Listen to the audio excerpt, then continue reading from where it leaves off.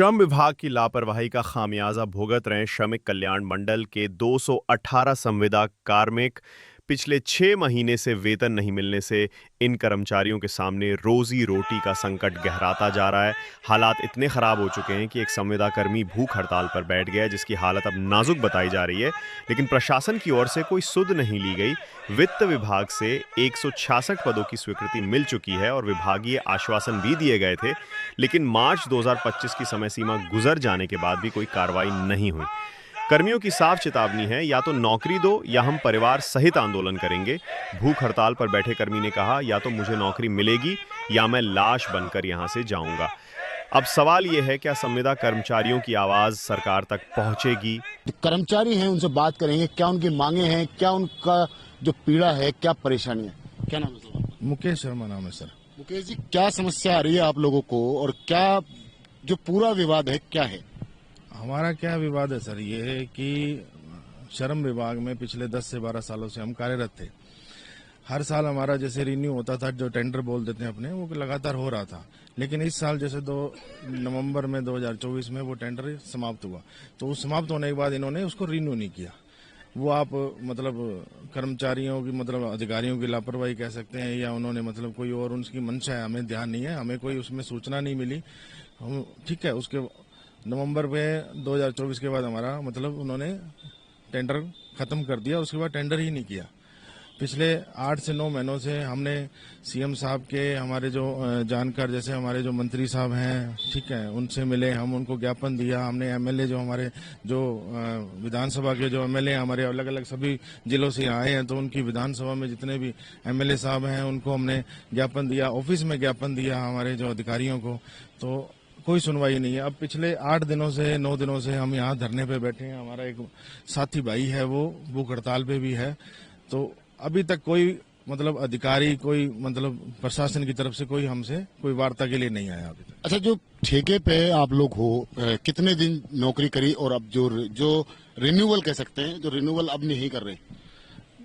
Job में देखो sir, कई हैं, जैसे कोई 12 साल से लगा हुआ है, कोई 13 साल से, कोई 10 साल से, कोई 8 साल से है, ठीक है।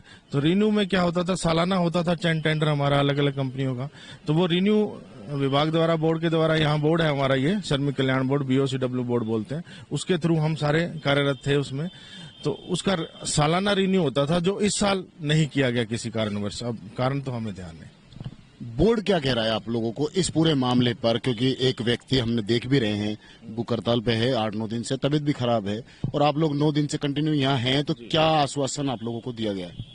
आश्वासन सर, पहले जैसे हमने जो अपने ज्ञापन दिया था, तो उसमें हमें जो मौजूदा जो LC साहब थे, हमारे कमिश्नर साहब, तो उन्होंने हमें 3 महीने का आश्वासन दिया था लिखित में कि 3 महीने में अपने आपकी प्रक्रिया दिन है, तो 3 महीने के अंदर अंदर आपका वो सारा जो टेंडर है वो कर दिया जाएगा और आपको दोबारा रख लिया जाएगा।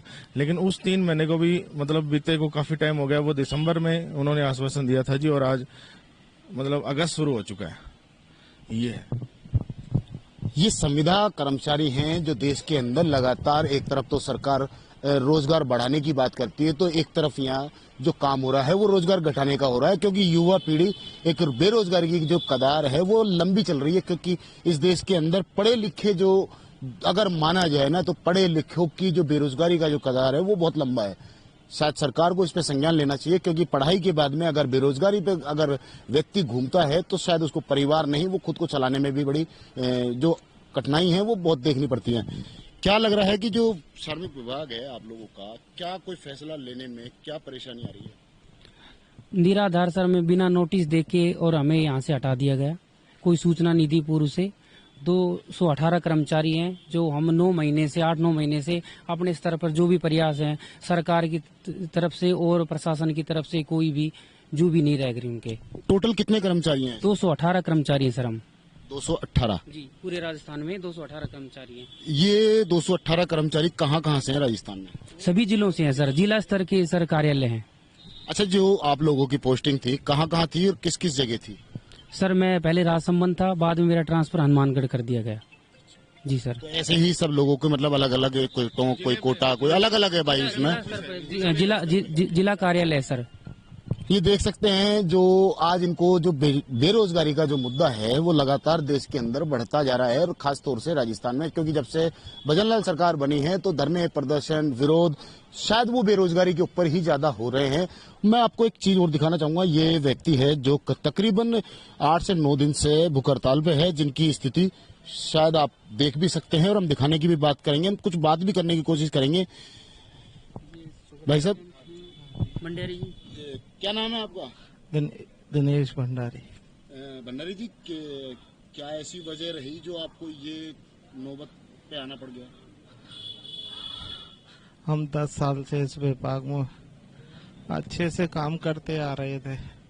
कभी ऐसा नहीं हुआ कि हमारे साथ ऐसा व्यवहार हुआ, लेकिन अब की बार पता ही नहीं चलता और बार तो कब टेंडर हो जाता। अब की बार कुछ कारणों से पता नहीं इनकी क्या है, इन्होंने टेंडर रिन्यू नहीं किया। हमने 5 दिसंबर को पहले धरना दिया, तब इन्होंने ये कह दिया कि भाई 2-3 महीने में तुम्हारा कर देंगे।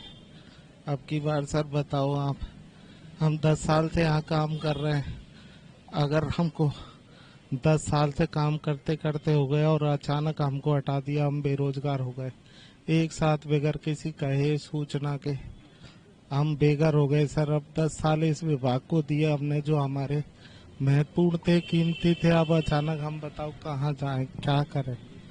अब मेरी स्थिति ऐसी है, देखो सर मैं जब लगा था तब खूब था, आज मैं एक हाथ से ऐसे काम नहीं कर, इसी नौकरी में ये उंगली गई है आपकी? उंगली, ये 2 उंगलियां काम नहीं करती। अब मैं ना कैसे अपना परिवार चलाऊंगा। ये 218 व्यक्ति नहीं, 218 परिवार है सर। अब 218 परिवारों को एक साथ बेरोजगार कर दिया लोग। ये विभाग कहता है नहीं हम सबके हितों की रक्षा करते हैं, ये खुद के श्रमिकों की हितों की रक्षा नहीं कर रहे, मजदूरों की क्या करेंगे। अब हमारी समस्या है, आप ही इन तक पहुंचाओ, आप ही कुछ करो। सरकार अगर बात नहीं मानेगी तो कब तक ये भूख हड़ताल रखोगे आप? जब तक मैं मरूंगा नहीं, यहीं पड़ा हूँ, मैं तो कहीं नहीं जा रहा। जब यहाँ से जिंदगी चल रही थी तो यहीं मरूंगा, मैं कहीं नहीं जा रहा, यहीं मरूंगा इसी तरह। बच्चे, परिवार? अब जब मैं ही मर जाऊंगा तो बच्चे क्या करेंगे बेचारे, वो भी यही धरना दे के मरेंगे। ये पीड़ा और ये दुख शायद दर्शा रहे हैं कि जो एक बेरोजगारी का जो मुद्दा है वो देश के अंदर बहुत बड़ा है। आज ये पढ़ाई लिखाई करके भी इस कगार पे आ चुके हैं कि जो इनको भूख हड़ताल करनी पड़ रही है, जो क्योंकि सार्वजनिक कार्यों में है और सार्वजनिक भवन है, जो इनके 10 साल और 12 साल, कोई 15 साल, कोई 8 साल की नौकरी करने के बाद में भी आज इनको उस जगह से बेदखल कर दिया गया, तो वो परिवार 218 परिवार कहाँ जाएंगे? क्योंकि पूरा घर इनके पीछे चलता है और आज ये नौबत आ चुकी है कि एक व्यक्ति जिंदगी और मौत से लड़ने को तैयार है पर यहां से हटने को नहीं। क्या सरकार अब जल्द इस पे कोई कदम उठाएगी या ऐसे लोगों को नौकरी देने का काम करेगी? घनश्याम मिश्रा के साथ मोहम्मद नफीस, जयपुर से।